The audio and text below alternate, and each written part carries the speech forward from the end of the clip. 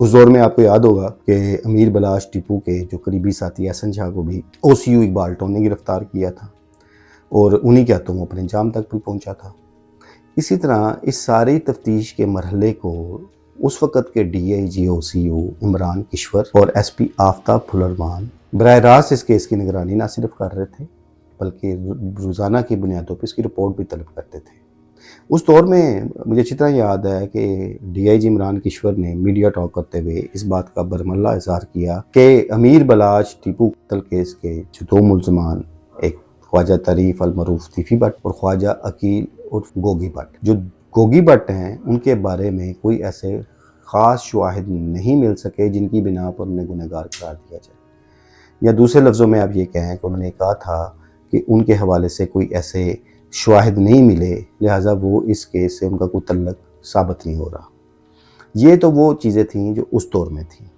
और अक्सर मैं ये बात किया करता था जब भी अमीर बलाश टीपू केस की बात होती थी तो ये बात मैं वाज़ेह तौर पे करता था, बल्कि उस दौर में करता था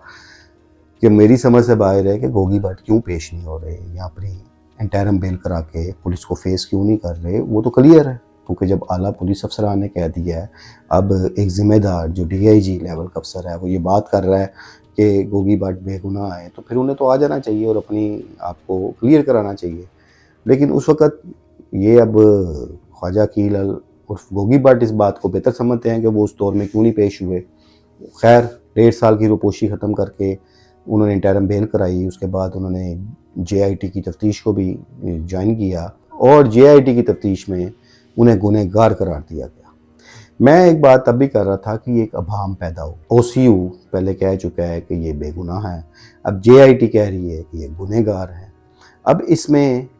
एक नया मोड़ उस वक़्त आ गया जब एक जो भी बयान भी मैंने आपको सुनाया DIG इमरान किश्वर का, कि वो अभी तक अपनी उस बात पर कायम है कि जब वो लोग तफ्तीश कर रहे थे तो उस वक़्त गोगी भट्ट बेगुनाह थे।